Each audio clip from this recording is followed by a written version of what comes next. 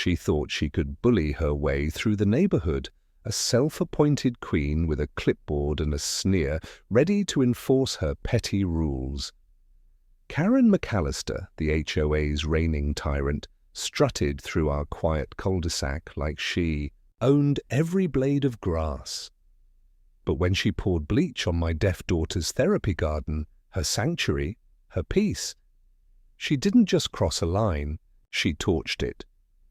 What Karen didn't know was that I'm not just a dad. I'm Judge Marcus Hale, the one who holds her fate in my hands. And trust me, her reign of terror is about to crash and burn.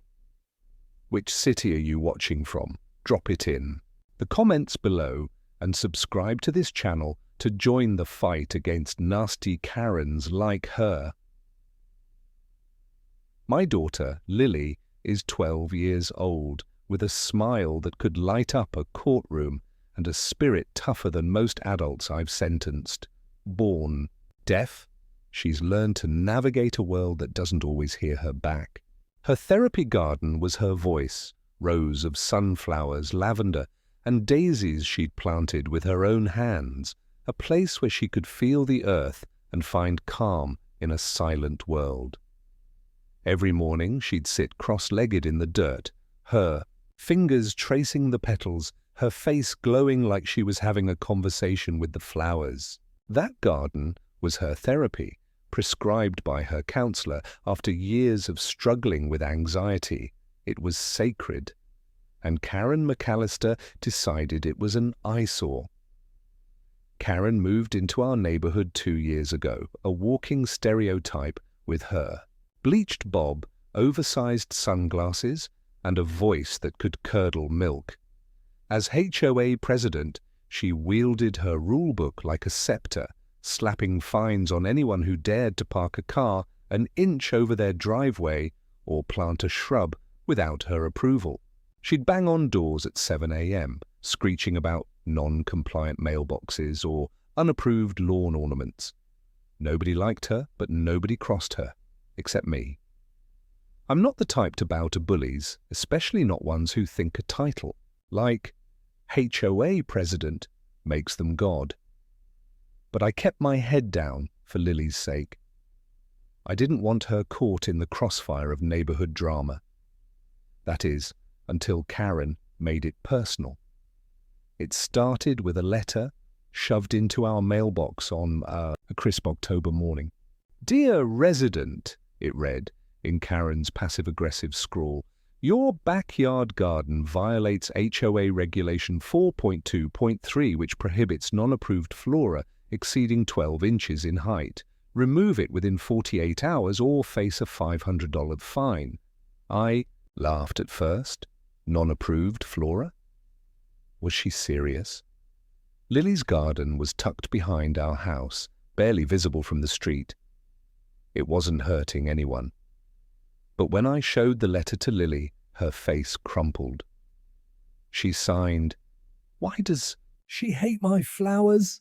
I hugged her tight, promising we'd fight it. I had no idea how far Karen would take it. I sent a polite email to the HOA board explaining the garden's purpose, Lily's disability, her therapy, the doctor's recommendation. I attached photos of the garden, vibrant and neat, a far cry from the unkempt mess Karen claimed it was. I thought reason would prevail. Big mistake. Karen replied within hours, her email dripping with condescension. "Rules are rules, Marcus. Your daughter's condition doesn't exempt you from compliance. Remove the garden or I'll escalate." Escalate? Who did she think she was? I'm a judge, for Christ's sake. I've stared down murderers in my courtroom, and this woman thought she could intimidate me with a $500 fine. I called a meeting with the HOA board, figuring I'd appeal to their humanity. The board was a mix of Karen's lackeys and a few reasonable neighbors who looked like they'd rather be anywhere else.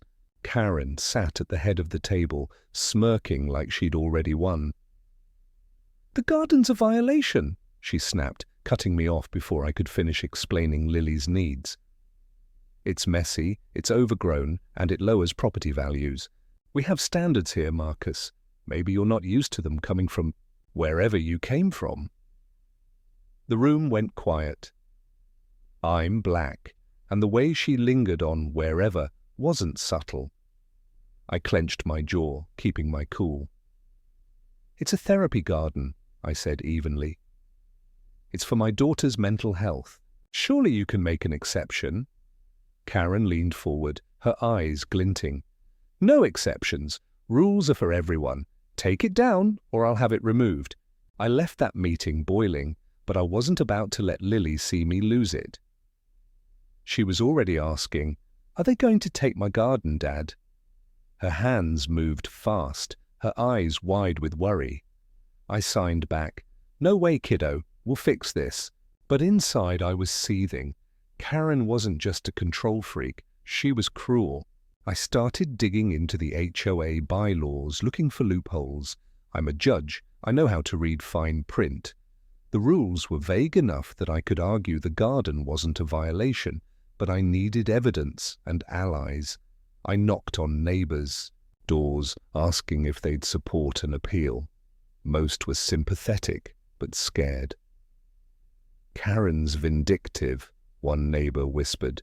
"She fined me $200 for leaving my trash can out an hour too long." Another said, "She's got dirt on half the board. Good luck."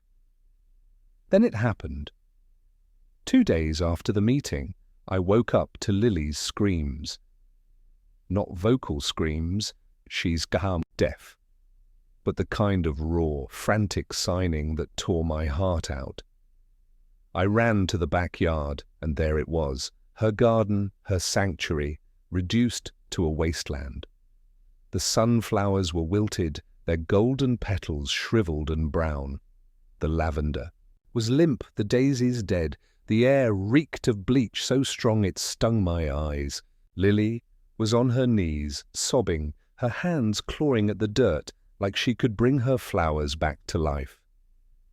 I dropped beside her, pulling her into my arms. "Who did this?" she signed, her hands shaking.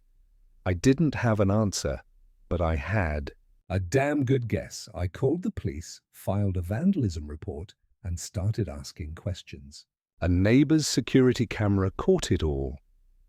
Karen, in the dead of night, sneaking into our backyard with a jug of bleach. She didn't even try to hide her face, just poured it over every plant, smirking like she was doing God's work. And I confronted her. She didn't deny it. "You were warned," she said, standing on her porch with her arms crossed. "You didn't comply, so I handled it. Maybe next time you'll follow the rules." I wanted to wring her neck, but I'm a judge. I don't break laws, I uphold them. So I smiled, cold as ice, and said, "You'll regret this, Karen." She laughed. "What are you going to do, sue me? Good luck." She had no idea who she was dealing with. I wasn't just a dad fighting for his daughter. I was Judge Marcus Hale, presiding over the county court where Karen's petty empire was about to crumble. See, Karen wasn't just a neighborhood nuisance. She'd been dodging legal trouble for years, fraud, embezzlement, even a hit-and-run she thought she'd buried. I'd seen her name in my courtroom before, on a case she narrowly escaped. But now she'd given me everything I needed to bring her down. I started pulling strings, quietly gathering evidence, talking to old colleagues who owed me favors. Karen thought she'd won, but she'd just started a war. Lily was heartbroken, but she's my daughter, resilient as hell. We replanted the garden together, even as I worked behind the scenes. I told her, "We're not just fixing your flowers. Kiddo, we're fixing this whole damn neighborhood." She smiled, signing, "Make her pay, Dad." Oh, I would.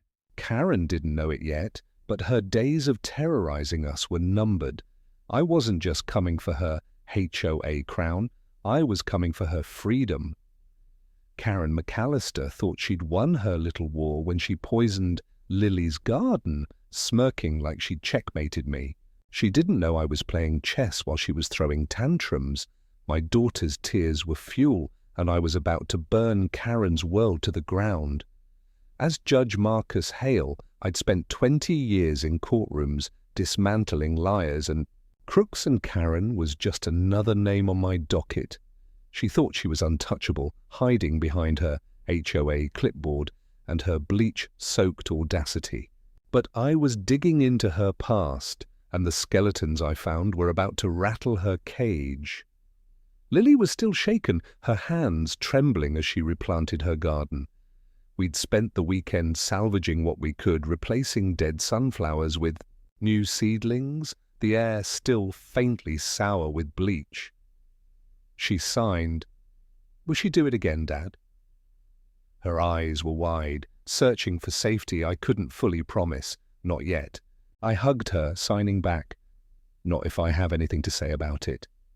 Inside, I was a furnace of rage, but I kept it locked down.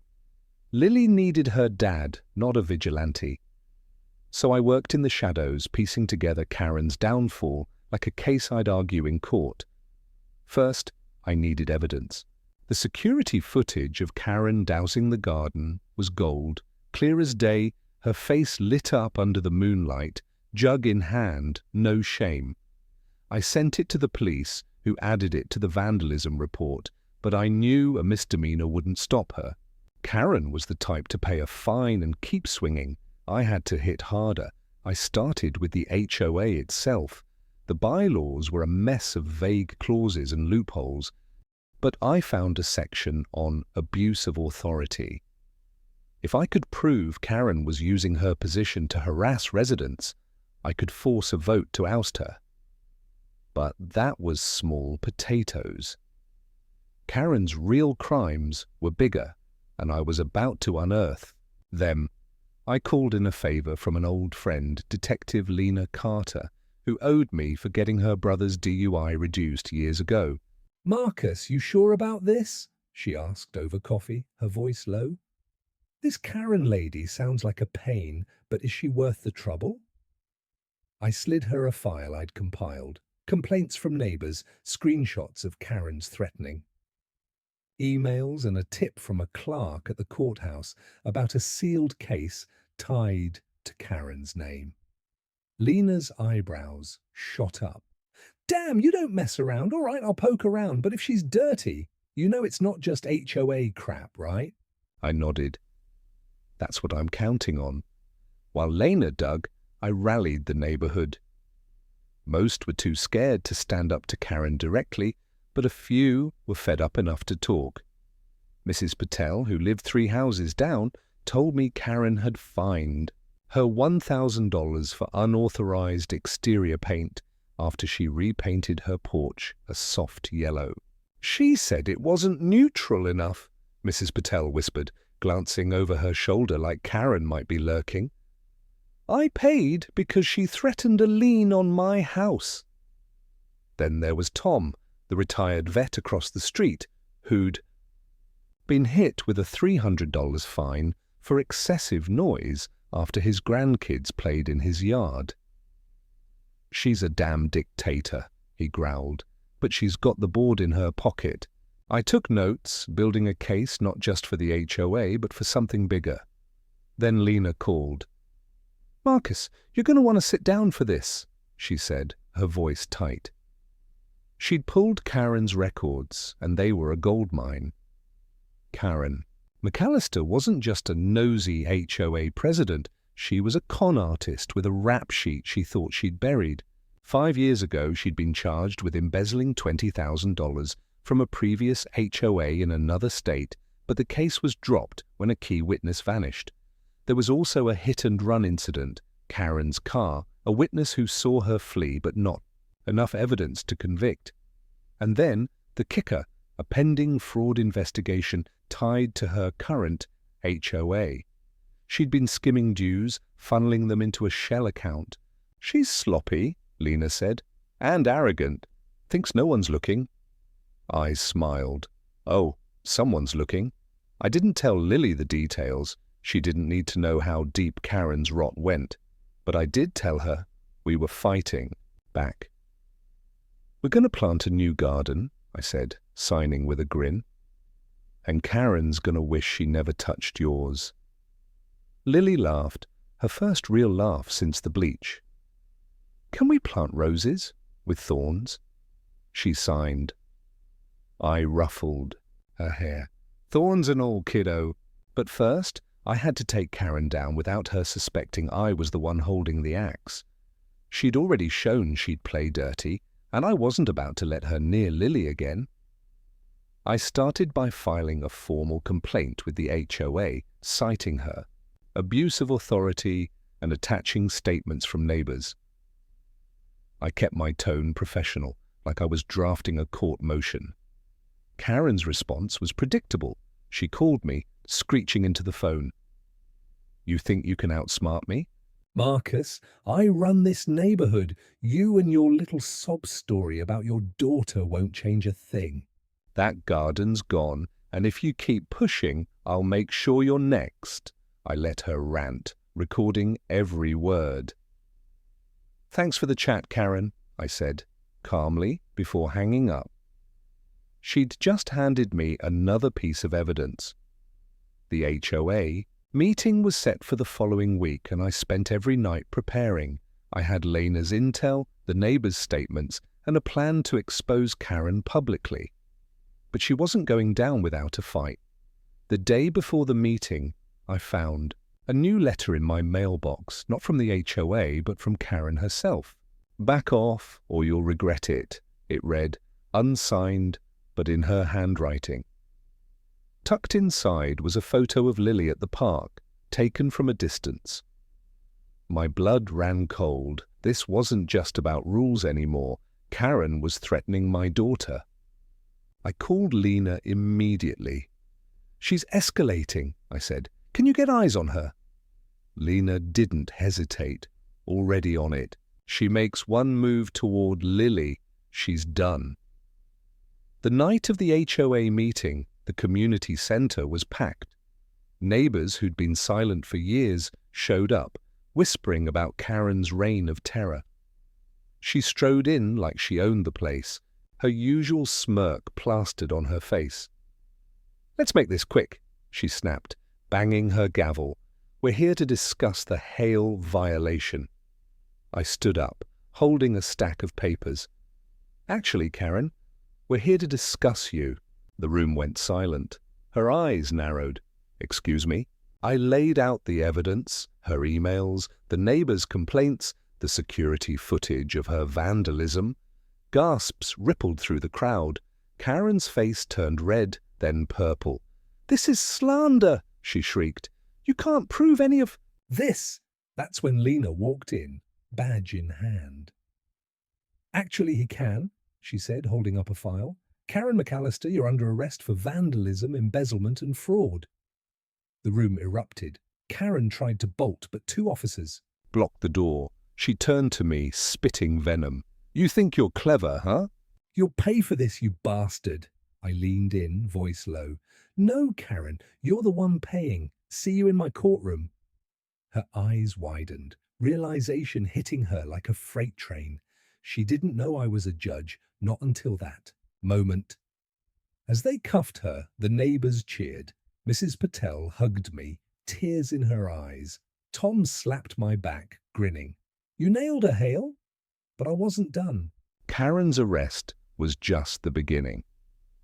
I had a case to build, a courtroom to command, and a daughter to protect.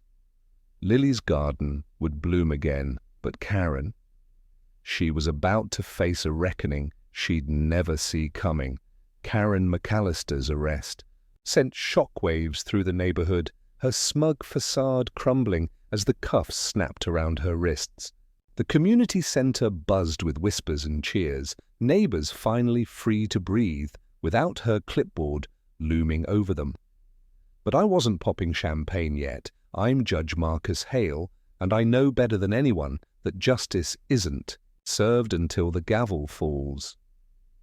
Karen's venomous glare as she was dragged away told me she wasn't done fighting, and that photo of Lily she'd slipped into my mailbox was a warning I couldn't ignore. She'd crossed into dangerous territory, and I was ready to bury her in my courtroom. Lily's garden was sprouting again, but this fight was about more than flowers.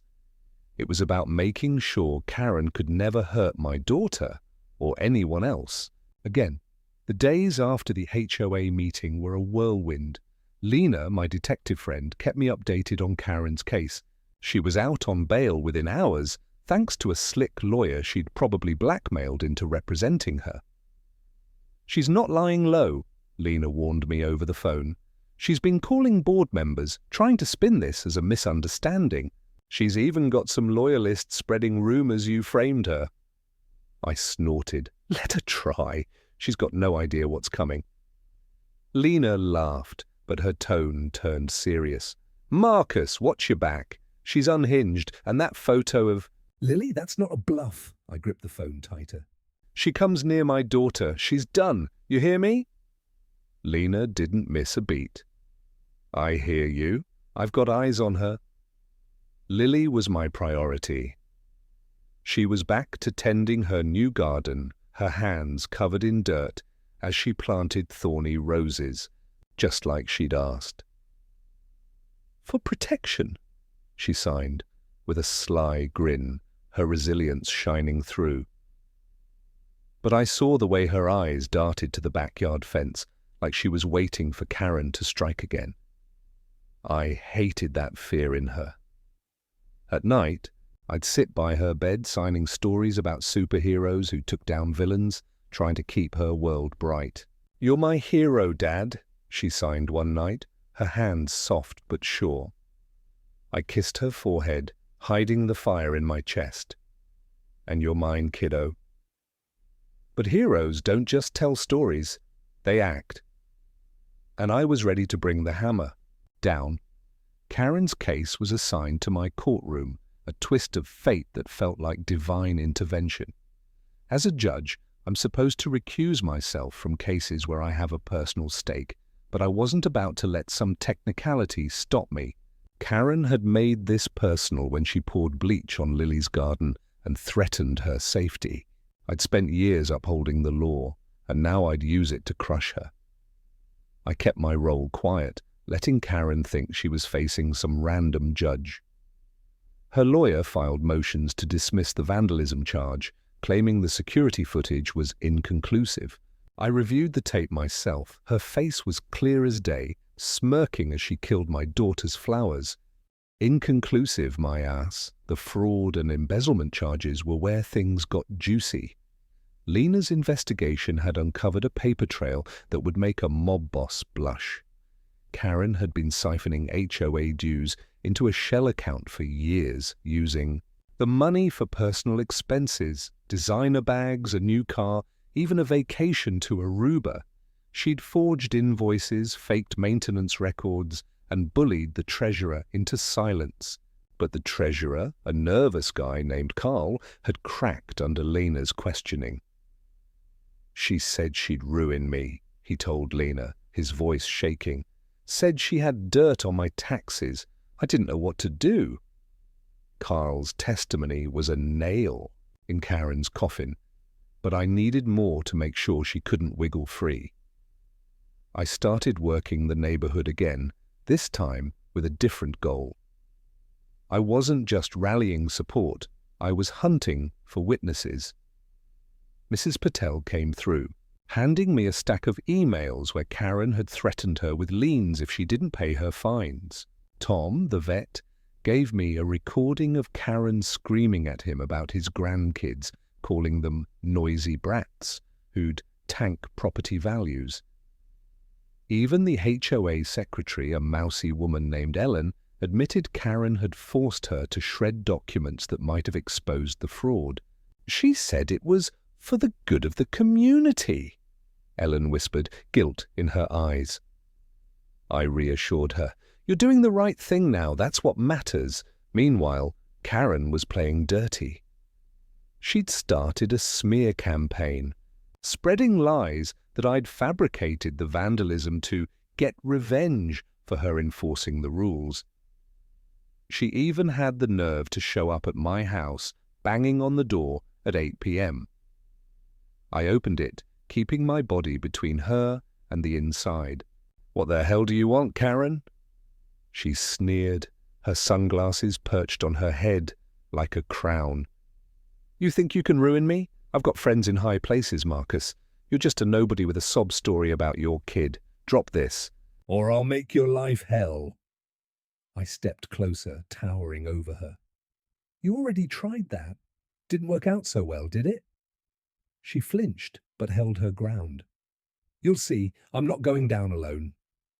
She stormed off, leaving me with a bad feeling in my gut. That night, I installed extra security cameras and told Lily to stick close to home. She signed. Is she going to hurt us? I hated lying to her, but I couldn't let her live in fear. No way, kiddo, she's all bark. But I wasn't so sure. Karen's threat about friends in high places nagged at me. I called Lena, who confirmed Karen had been making calls to a shady lawyer known for bribing officials.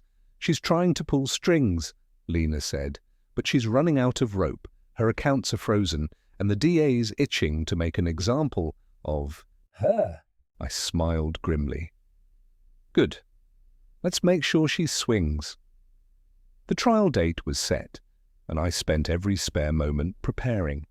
I reviewed every piece of evidence, from the security footage to Carl's testimony to the financial records Lena had dug up.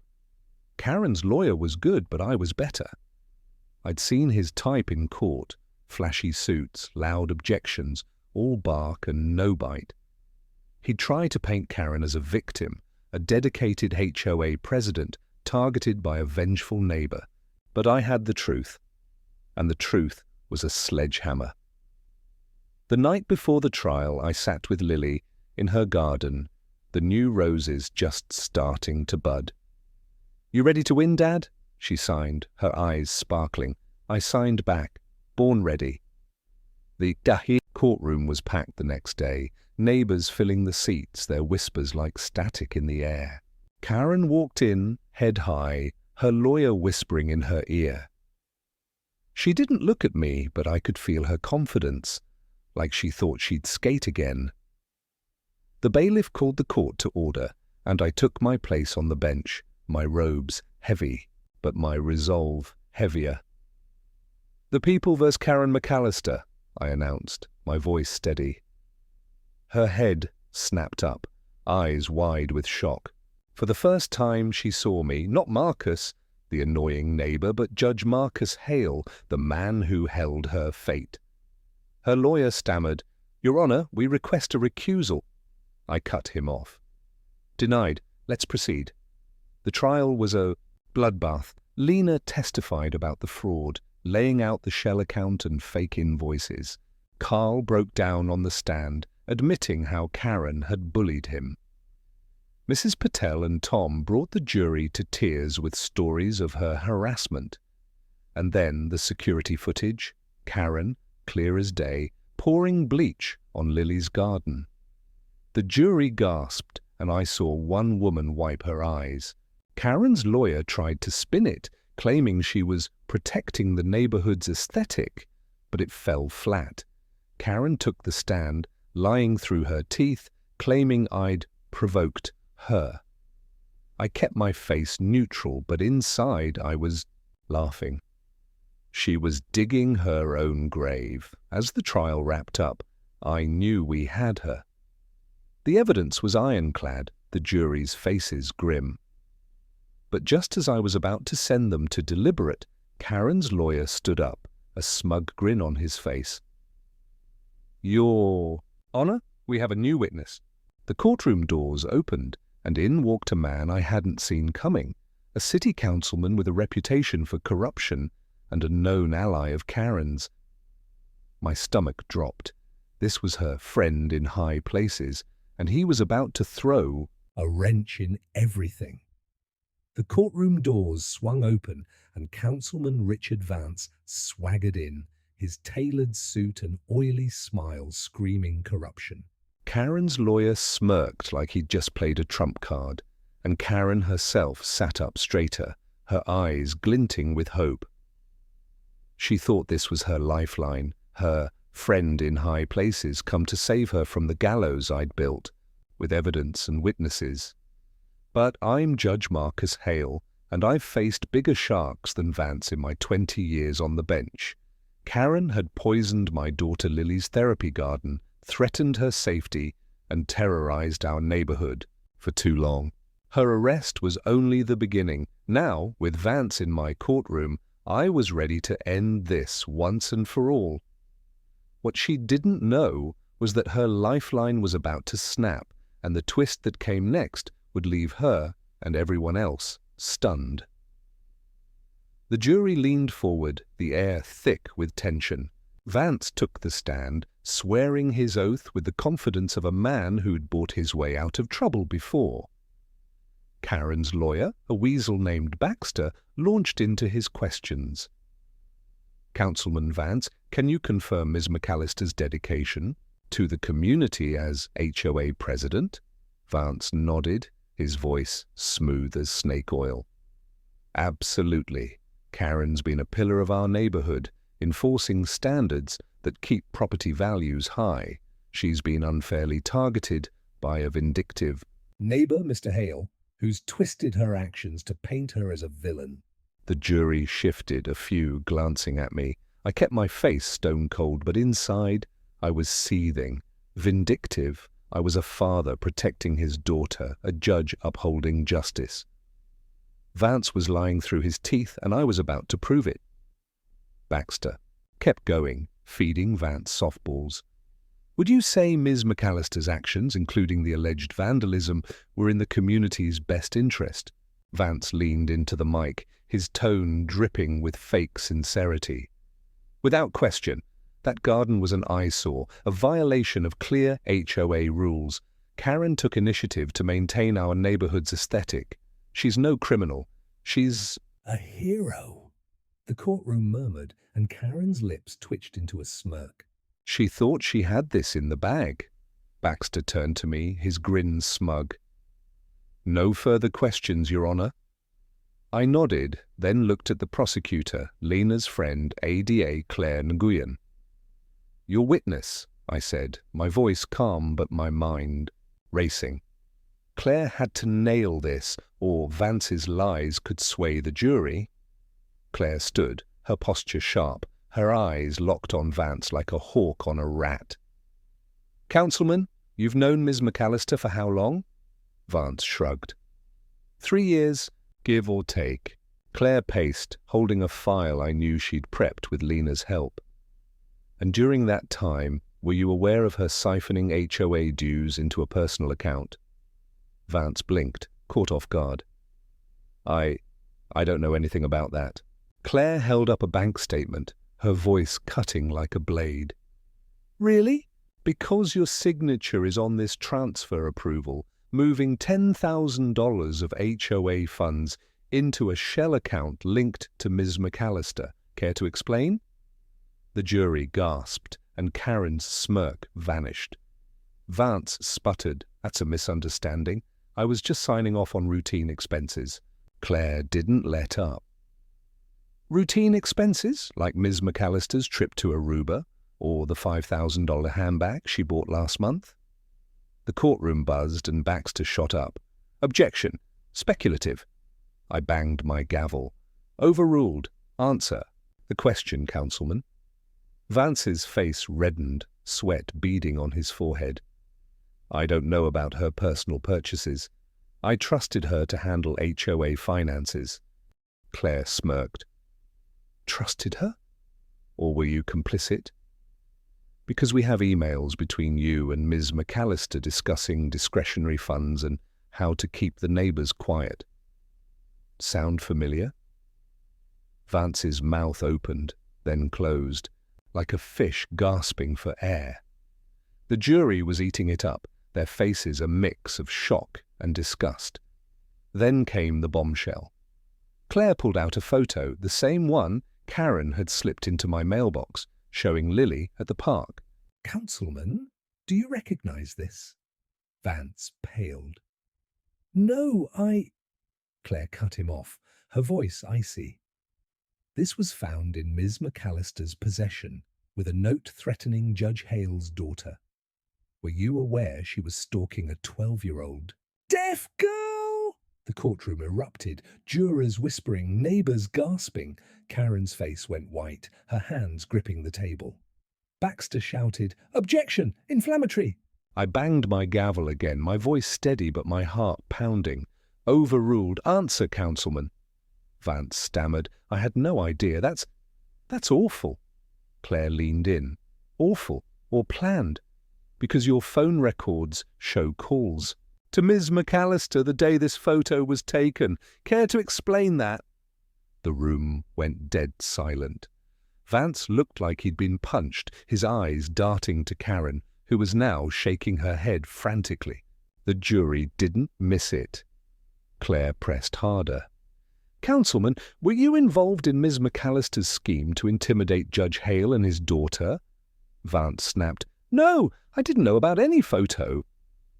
But his voice cracked, and the jury saw through him. Claire turned to me, her eyes gleaming. No further questions, Your Honor. Baxter tried to redirect, but Vance was a mess, contradicting himself with every word. The jury was done with him, and Karen knew it. Her friend in high places had just torched her defense. As the trial wrapped, I sent the jury to deliberate, but I already knew the verdict. The evidence was overwhelming. Security footage of Karen's vandalism, bank records of her embezzlement, and now Vance's testimony tying her to a conspiracy. But the real twist came after the jury returned.